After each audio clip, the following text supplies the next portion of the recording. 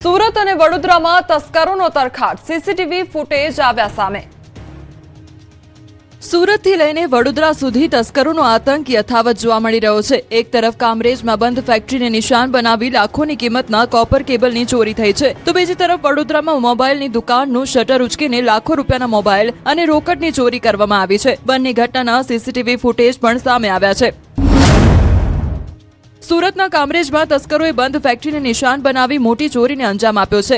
અલુરા ગામની ફેક્ટરીમાં રાત્રિના સમયે ઘૂસેલા ચોરો લાખોની કિંમતના કોપર કેબલ ચોરી કરીને ફરાર થઈ ગયા। તસ્કરો ફેક્ટરીમાંથી આશરે 1130 મીટર લાંબા તાંબાના કેબલ લઈ ગયા છે। ચોરી થયેલા કેબલની કિંમત અંદાજે 1.70 લાખ રૂપિયા હોવાનું સામે આવ્યું છે। ચોરીની સમગ્ર ઘટના ફેક્ટરીમાં લાગેલા સીસીટીવી કેમેરામાં કેદ થઈ છે। આ મામલે ફેક્ટરી સંચાલક દ્વારા કામરેજ પોલીસ સ્ટેશનમાં ફરિયાદ નોંધાવવામાં આવી છે। બીજી તરફ વડોદરામાં પણ તસ્કરોનો તરખાટ જોવા મળ્યો છે। આજવા રોડ નજીક આવેલી શ્રીહરિ ટાઉનશીપમાં મોબાઈલની દુકાનને તસ્કરોએ નિશાન બનાવી હતી। તસ્કરોએ દુકાનનું શટર ઊંચું કરીને અંદર પ્રવેશ કર્યો અને મોટી સંખ્યામાં મોબાઈલ ફોન તેમજ 15,000 રૂપિયાથી વધુ રોકડની ચોરી કરી ફરાર થઈ ગયા। ચોરીની સમગ્ર ઘટના પણ સીસીટીવી કેમેરામાં કેદ થઈ છે। બંને શહેરોમાં બનેલી ચોરીની ઘટનાઓ બાદ પોલીસ દ્વારા સીસીટીવી ફૂટેજના આધારે તપાસ શરૂ કરવામાં આવી છે। હવે જોવાનું એ રહેશે કે તસ્કરો ક્યારે પોલીસના સકંજામાં આવે છે। અમદાવાદના સાણંદમાં ભગવાનના ઘરમાં ચોરી। અમદાવાદમાં ફરી એકવાર તસ્કરોએ ભગવાનના ઘરને નિશાન બનાવ્યું। સાણંદ બાયપાસ રોડ પર આવેલા મંદિરમાં બે શખ્સોએ ચોરીને અંજામ આપ્યો। સમગ્ર ઘટના સીસીટીવી કેમેરામાં કેદ થઈ છે। સીસીટીવી ફૂટેજમાં બે શખ્સો મંદિર પરિસરમાં પ્રવેશતા અને ચોરીની ઘટનાને અંજામ આપતા જોવા મળી રહ્યા છે। સીસીટીવીમાં જોઈ શકાય છે કે બંને શખ્સો મોઢા પર કપડું ઢાંકીને મંદિરમાં પ્રવેશ કરે છે। ત્યારબાદ મંદિરમાં ભગવાનની મૂર્તિ પર ચડાવેલા ઘરેણાં તપાસે છે અને લઈને ફરાર થઈ જાય છે। જો કે થોડીવાર ફરી એક ચોર મંદિરમાં પ્રવેશ કરે છે, પરંતુ આ વખતે તે ઘરેણાં તપાસીને ત્યાં જ મૂકતો જાય છે। ત્યારબાદ ફરાર થઈ જાય છે। ઘટનાની જાણ થતાં મંદિર સંચાલકો દ્વારા સાણંદ પોલીસને જાણ કરવામાં આવી હતી। સાણંદ પોલીસે આ મામલે ફરિયાદ નોંધી સીસીટીવી ફૂટેજને આધારે તપાસ શરૂ કરી છે। પોલીસ દ્વારા આરોપીઓને ઝડપી પાડવા માટે વધુ તપાસ હાથ ધરવામાં આવી રહી છે। બીજી તરફ ધાર્મિક સ્થળને નિશાન બનાવતા ચોરો સામે હવે પોલીસ ક્યારે કાર્યવાહી કરે છે તેના પર સૌની નજર છે। સુરતમાં સાપે યુવકને માર્યો ડંખ, સીસીટીવી આવ્યા સામે। જુઓ આ દ્રશ્ય, સાપ પર પગ મુકાયો અને સાપે ડંખ મારી દીધો। ઘટના સુરત શહેરની છે। અહીં એક સોસાયટીમાં સાપ નીકળ્યો। સાપ ઘરમાં જવાની તૈયારીમાં હતો, ત્યારે જ ઘરમાંથી એક યુવક આવ્યો। ઉંબરા પરથી હજુ બહાર નીકળ્યો ત્યાં જ તેનો ભેટો આ સાપ સાથે થઈ ગયો। સમગ્ર ઘટના સીસીટીવીમાં કેદ થઈ ગઈ છે। સીસીટીવીમાં જોઈ શકાય છે કે ઘરની સામેની ગલીમાંથી સાપ સરકતો આવે છે, ઘરના પગથિયા પર ચડે છે, ત્યારે જ એક યુવક ઘરમાંથી બહાર આવે છે। યુવકનું ધ્યાન પગમાં નથી હોતું, જેના કારણે તેનો પગ ભૂલથી જ સાપ પર પડી જાય છે। સાપ પર પગ પડતા જ સાપ ઉશ્કેરાઈ જાય છે અને વળતો પ્રહાર કરે છે। બીજી તરફ યુવકને તીક્ષ્ણ ડંખ વાગતા યુવક બચવાનો પ્રયાસ કરે છે। ત્યારબાદ સાપને જુએ છે। થોડીવાર માટે તે ત્યાં જ ઊભો રહી જાય છે અને ત્યારબાદ પોતાના પગમાં જુએ છે। આ ઘટના બાદ યુવકને તાત્કાલિક હોસ્પિટલ લઈ જવાયો હતો, જે બાદ યુવકની તબિયત સ્થિર હોવાનું જાણવા મળ્યું। અમદાવાદના કઠવાડામાંથી આતંકીનો નવો વિડીયો આવ્યો સામે।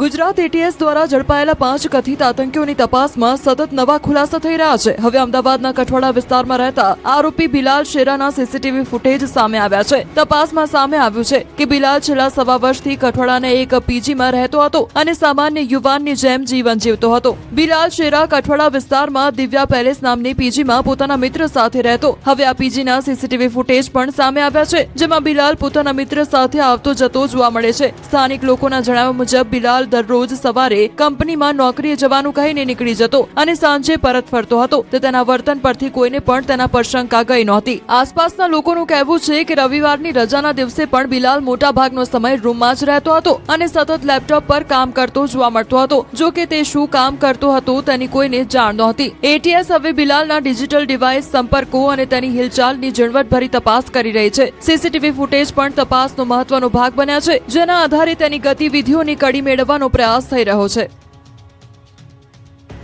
સુરતમાં ટોઈંગ કર્મચારીએ લગાવ્યો ટ્રાફિક પોલીસને કલંક, વ્યવસ્થિત પાર્ક કરેલું સ્કૂટર પણ ઉઠાવી ગયો।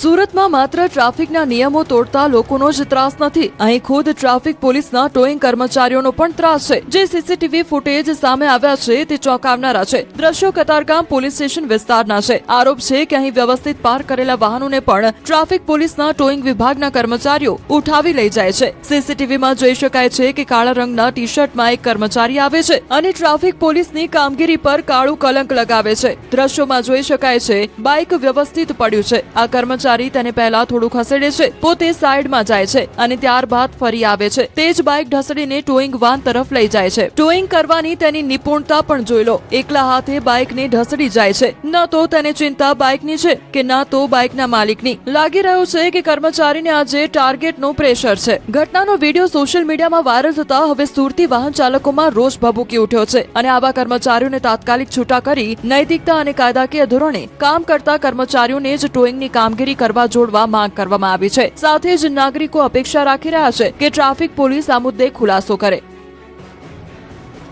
વડોદરામાં ખનીજ માફિયાઓ પર ખનીજ વિભાગની લાલા, કરોડોનો મુદ્દામાલ જપ્ત.